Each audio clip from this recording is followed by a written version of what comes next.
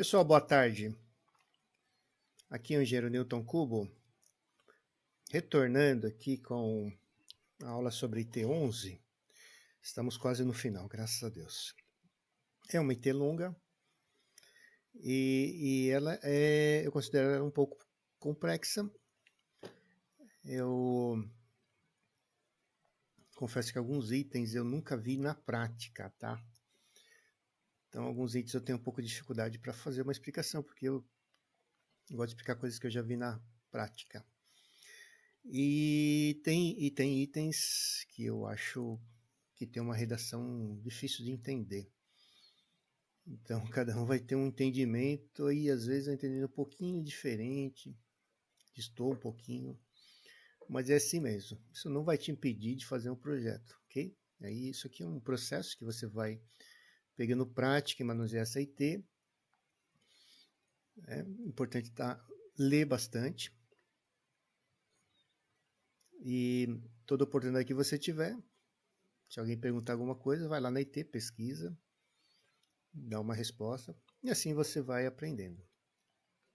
Então, retornando, nós paramos aqui, né? Eu falei do 58.26, pessoas portadoras de necessidade, aí fala que os corrimãos ou corrimões é a mesma coisa. Então, para auxílio das pessoas portadoras de necessidades especiais, os corrimãos das escadas devem ser contínuos, sem interrupção dos patamares. Então, o corrimão não pode parar no patamar. Isso tem muitas edificações em São Paulo que são assim. O corrimão vai até o patamar e depois para ali. E não pode, conforme esse item, porque o corrimão ele serve também de referência para a pessoa portadora de alguma necessidade. Tá? Principalmente a dificuldade de enxergar. Tá? Então, sem interrupção dos patamares, prolongando sempre que for possível 30 centímetros do início e término da escada com as suas extremidades, então veja bem aqui, ó, voltadas para a parede ou com solução alternativa, desde que não ele tem que ficar assim, ó, voltado para a parede e não essa ponta viva. Ele fala outra solução, eu não sei. Uma solução em que a pessoa não fique presa aqui, ó, não possa gerar uma lesão ou atrasar a saída dela. Ela pode enroscar aqui até cair nos degraus da escada e ter uma lesão séria. E se estiver havendo um sinistro, vai ser um complicador. Peguei foto da internet, então essa foto aqui. Isso aqui não pode, está irregular. Tá? Não pode ter essa ponta aqui viva.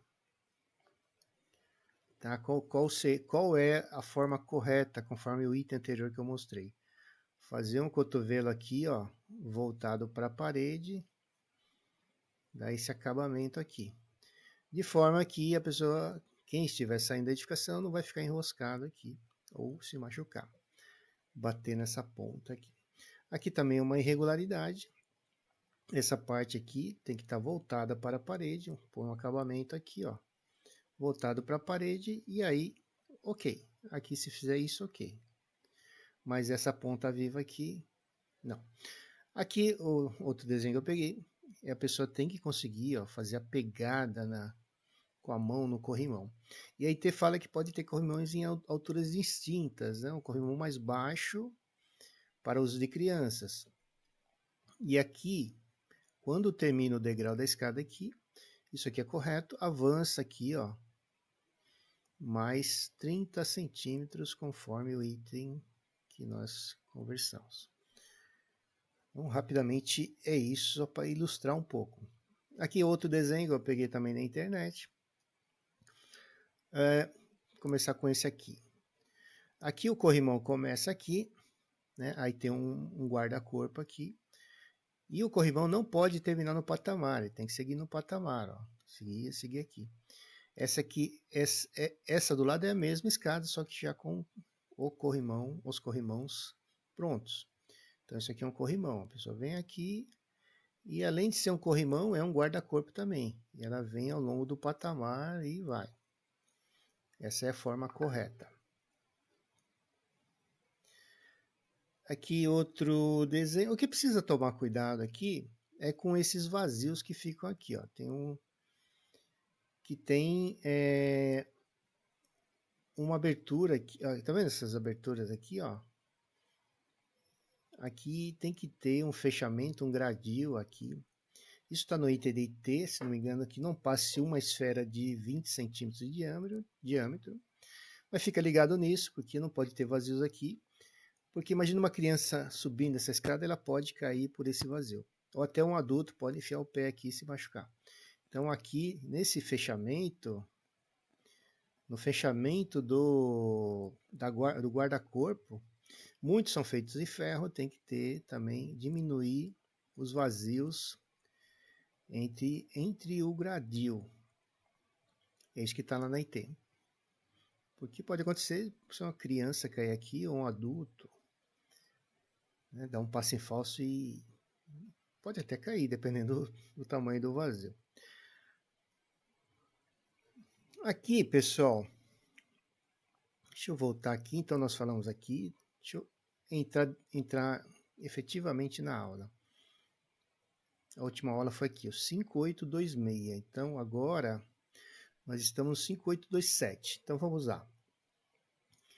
Se você assistiu todas as aulas, você já leu comigo até aqui. Eu acho que você vai ler muito mais rápido, porque eu estou pegando ponto a ponto.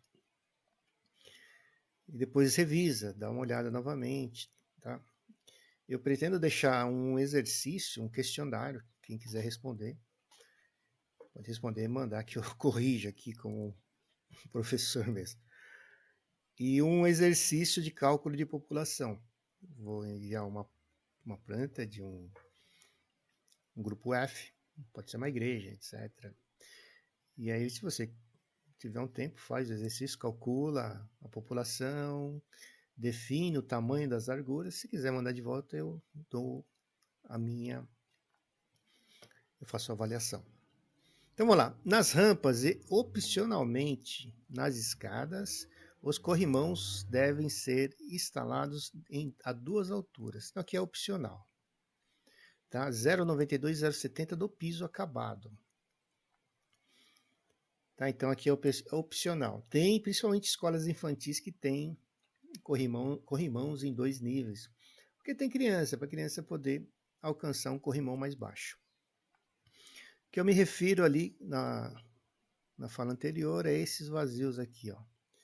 Você tem que tomar cuidado quando for fazer uma vistoria. Olha esses vazios. É um item... não é um item, né, assim, que tem tanta periculosidade, mas tem algum risco de uma criança cair aqui. A gente não bota fé, mas pode acontecer. Crianças gostam de brincar aqui e a criança pode passar por aqui. Tome cuidado, então, com esses vazios aqui. Seguindo, exigências estruturais. Então, aqui, esse está falando as guardas que são guarda-corpo. As guardas de alvenaria ou de concreto, as grades de balaustradas, grades feitas de ferro, as paredes, as esquadrias, as divisórias leves e outros elementos de construção que envolvam saídas de emergência devem ser projetados de forma... Então, aqui está falando do projeto quanto à exigência estrutural. Eu já vi muitas vezes corrimãos sem escadas e o corrimão totalmente solto. Você pega assim, balança e está totalmente solto. Esse corrimão não serve, ele é perigoso. Porque o corrimão é para a pessoa apoiar ali. Então, se ela escorregar, o corrimão serve para que ela mantenha o equilíbrio. Tá? Imagina uma pessoa aí de uns 80 quilos. Então, ele tem que resistir a cargas. Ó. Resistir a cargas transmitidas por corrimãos nelas fixados. Tá? Então, aqui, ele está falando de uma parede, por exemplo. Vou dar um exemplo. Você fura e coloca uma bucha e parafusa.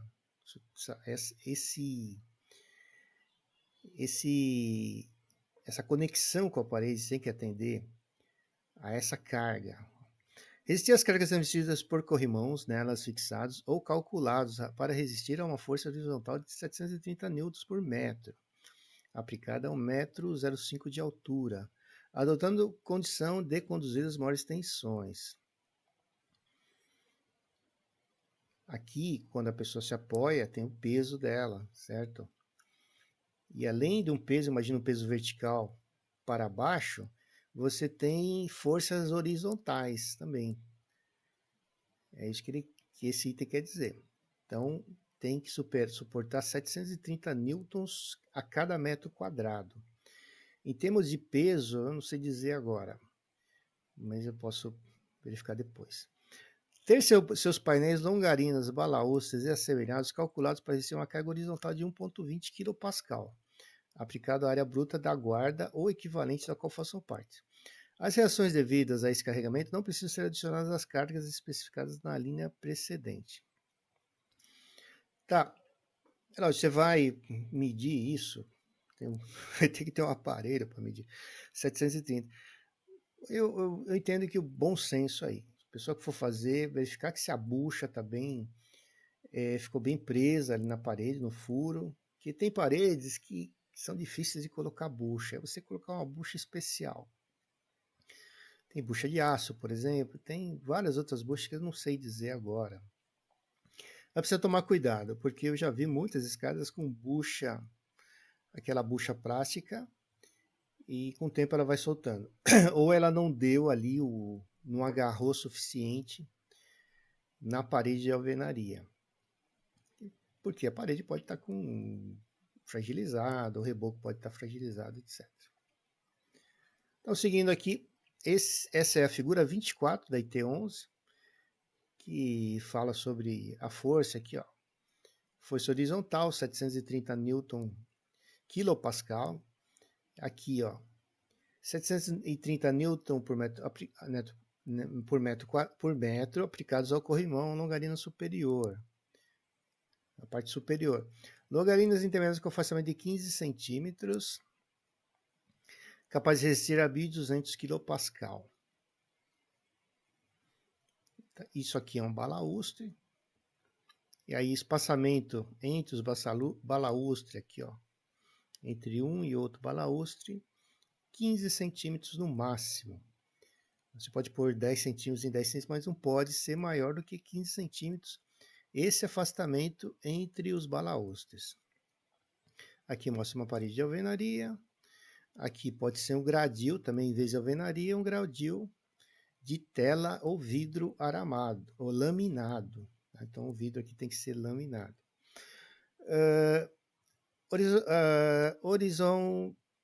Afastamento horizontal entre longarinas, eu acredito que seja isso aqui.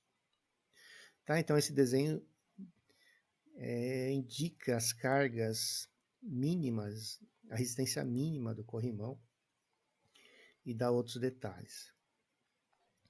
Continuando com o corrimão, os corrimãos devem ser calculados para resistir a uma carga de 900 Newton, aplicadas em qualquer ponto deles, verticalmente de cima para baixo e horizontalmente em ambos os sentidos. Então a carga tem que ser essa aqui de cima. Desculpe. Então a carga aqui, ó, o corrimão está aqui, tem que aplicar uma carga de cima para baixo, e ela tem que resistir a 900 newtons, no mínimo ela tem que resistir a uma carga de 900 newtons aplicada de cima para baixo. Esse Newton vem lá do Isaac Newton. Lembrando que quando a unidade é o nome de algum cientista, Newton foi um físico dos mais famosos do mundo. É letra maiúscula. Quando não for nome, por exemplo, metro, tem que ser letra minúscula. De vez em quando eu vejo aí metro maiúsculo, mas está errado.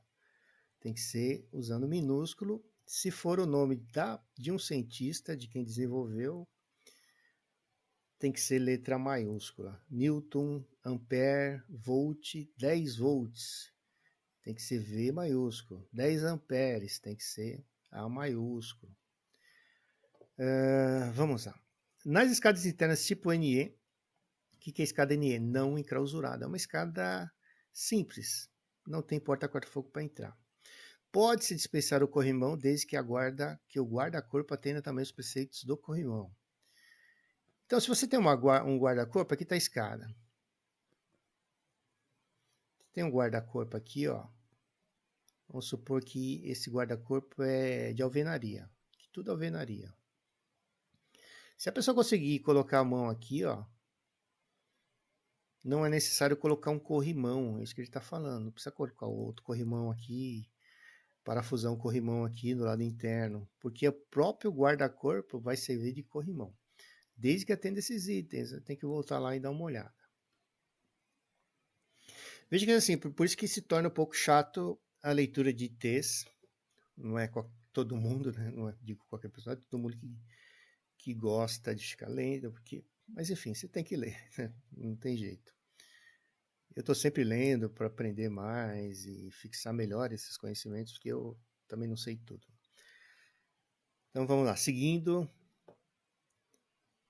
Corrimãos intermediários. Eu fiz um vídeo sobre algumas regulares de vistoria e lá tem uma escada com mais de 2,20 sem corrimão intermediário. Então fica esperto aqui. Pô, deu 2,22. Já cai aqui, acima de 2,20. Escadas com mais de 2,20 de largura, 2,20 metros de largura, devem ter corrimão intermediário, no máximo a cada 1,80 m. Então, você tem uma escada de 1,20 ou 2,20.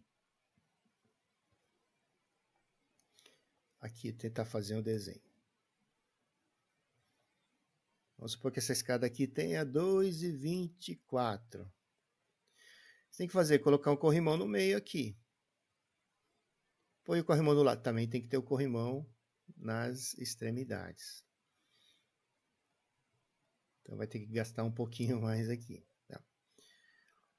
Aí ele fala no máximo a cada 1,8 metros. Então você pega a metade de 2,20, dá 1,10 e coloca um corrimão no meio. Na verdade vai ser mais de 2,20. Vamos dizer que seja 2,24, você pega a metade, dá 1,12 e coloca o corrimão no meio. Os lanços determinados pelos corrimãos intermediários devem ter no mínimo 1,10 m de largura. De largura. Tá? Ressalvado o caso de escadas em ocupações das divisões H2 e H3. H2 hospital, H3 entra aqui com pensão, lar de idosos, casas de repouso. Utilizados por pessoas muito idosas. Ó. Tem que tomar cuidado, porque quando você estiver analisando uma edificação que tem muitas pessoas idosas, já com uma idade, toma cuidado aqui que entra no grupo H, tá? Grupo H e tem as divisões H2, H3. Lembrando que o H2 é o hospital. E portadores de necessidades especiais. Então, existem edificações que têm uma característica bem diferenciada, uma complexidade maior, por exemplo. O hospital é uma edificação complexa, principalmente aqueles hospitais que têm cirurgia e têm internação. Newton, não tem hospital que não tem internação? Tem hospital que tem internação que vai até as 18 horas, não sei se vocês sabem. A pessoa fica lá só para se recuperar e vai embora. E lá, essas casas de abrigo de idosos também tem que ter tem que ter cuidado, porque você está lidando com pessoas que já estão com uma mobilidade reduzida, capacidade de responder a algum evento um pouco mais reduzida no geral. E no hospital tem pessoas lá passando por cirurgias, pessoas em maca, pessoas que não conseguem andar, pessoas que estão conectadas a aparelhos, em UTIs, etc, etc. Então, os hospitais são edificações complexas que demandam muita análise, tá? Muita análise em cima da IT, e muitas coisas são bom senso mesmo. Então, aqui, continuando, que exijam o máximo apoio de ambas as mãos em corrimãos. É o caso de idosos. Né? Tem idosos que precisam apoiar as duas mãos, porque já não tem tanta força nos membros inferiores. Minha tia caiu agora, fraturou o fêmur. Então, caiu numa escada baixa. Então, o idoso já não tem já perdeu uma boa parte de massa muscular. Que aí não dá tanto, ele não tem tanto suporte, ele não tem tanto equilíbrio. Então, continua. Pode ser previsto em escadas largas uma unidade de passagem especial com 69 centímetros entre corrimãos. Então, seguindo, as extremidades dos corrimãos intermediários devem ser dotadas de balaús ou outros dispositivos para evitar acidentes.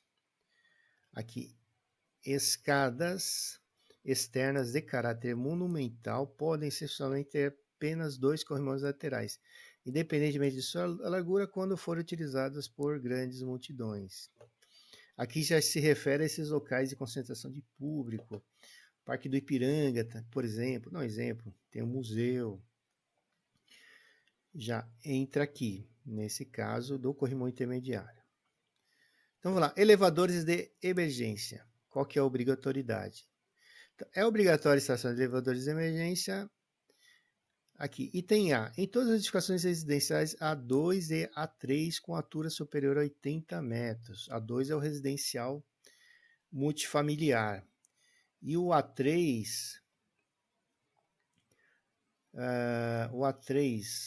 deixa eu pegar aqui, que eu não algumas coisas eu sei, outras eu não lembro.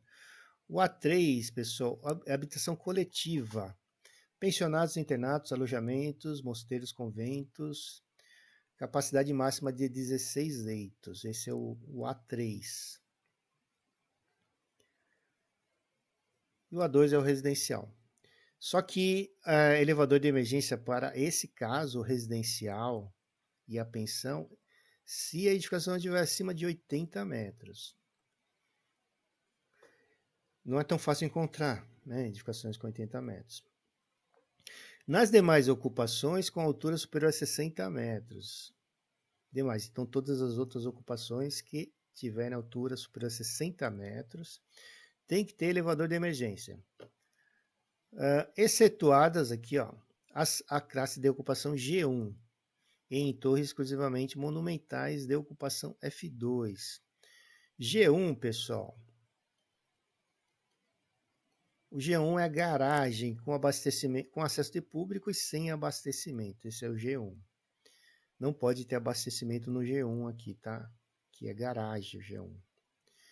F2 é igreja.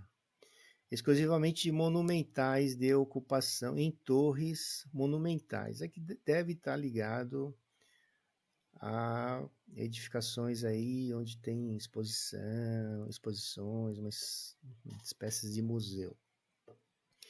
Eu nunca vi esse caso aqui. Nas ocupações institucionais H2 e H3, pessoal, H2, deixa eu ver se eu coloquei aqui, não coloquei, peraí. O H2 é o hospital, tá? E o H3, desculpe, o H2, ele se refere ao local onde pessoas requerem cuidados especiais por limitações físicas ou mentais. Por exemplo, asilos, orfanatos, abrigos geriátricos, hospitais psiquiátricos. Tá? E o H3, que é o hospital e assemelhado. Bom, o que é assemelhado? Casa de saúde, pronto-socorro. Existem clínicas com internação, também são enquadrados como H3. Ambulatórios, os UPAs da vida, estão aqui no H3. E o H2 é o hospital.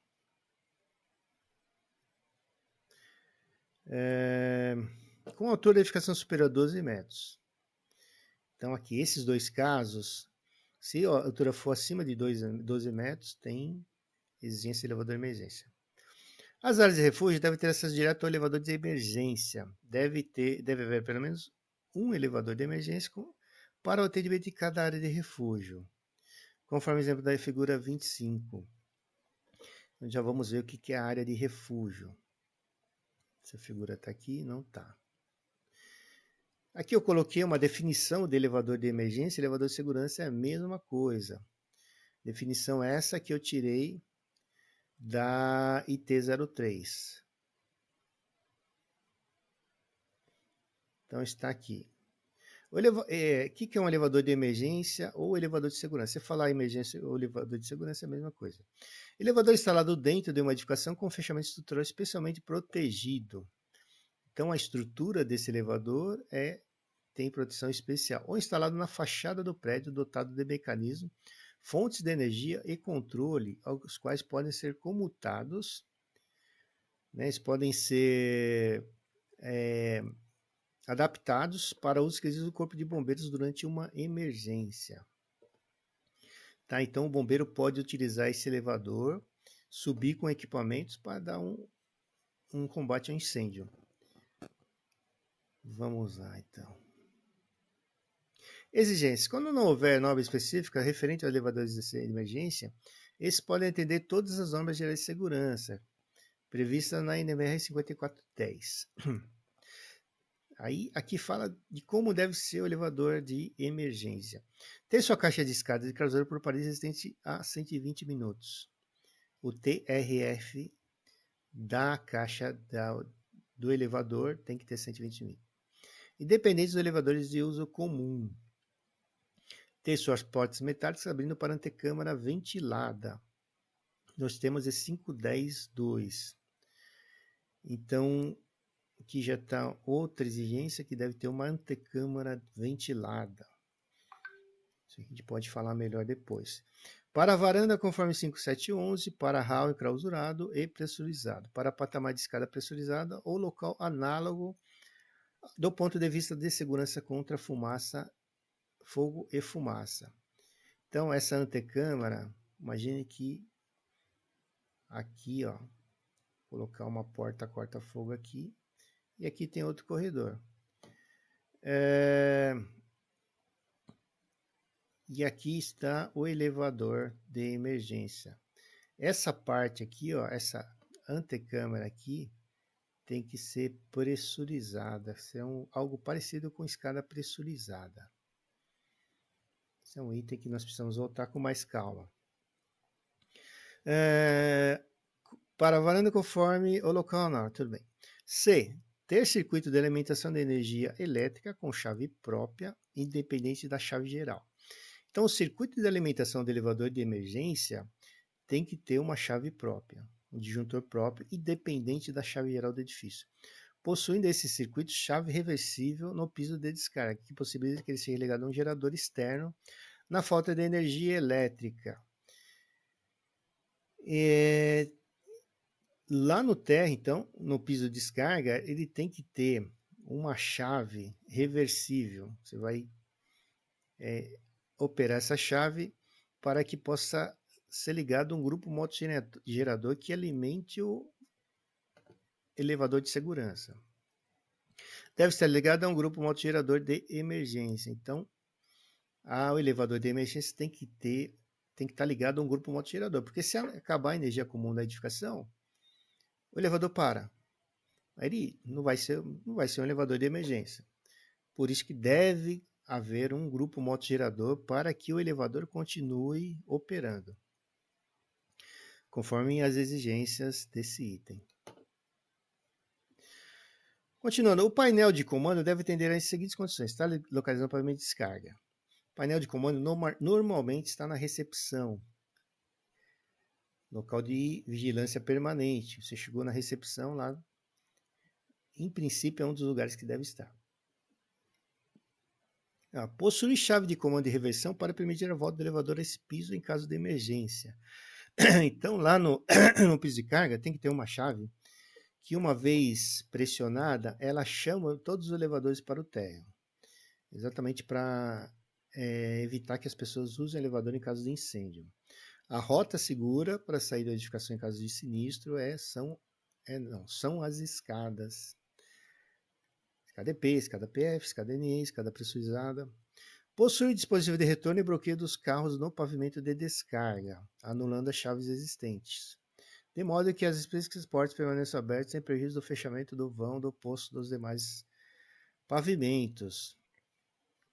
Então, esse dispositivo é para que o elevador chegue até o térreo e lá fique com as suas portas abertas e estacionado no pavimento térreo. Mesmo que alguém chame o elevador em pavimentos superiores, ele não vai atender o chamado, ele vai ficar no térreo com porta aberta. Possui duplo comando automático e manual reversível, mediante chamada apropriada. Nas ocupações institucionais H2 e H3, que é o hospital psiquiátrico e o hospital em geral, o elevador de emergência deve ter cabine com dimensões apropriadas para o transporte de maca. Então, são esses elevadores que vocês encontram em hospitais, um elevador maior.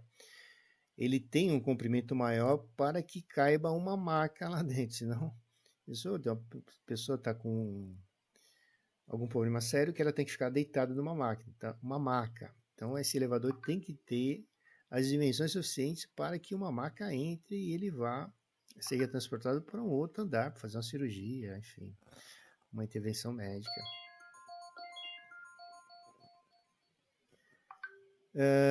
As caixas de corrida, poço e casas de máquinas dos elevadores de emergência devem ser enclausuradas, devem ser compartimentadas e totalmente isoladas das caixas de corrida e casas de máquinas dos demais elevadores.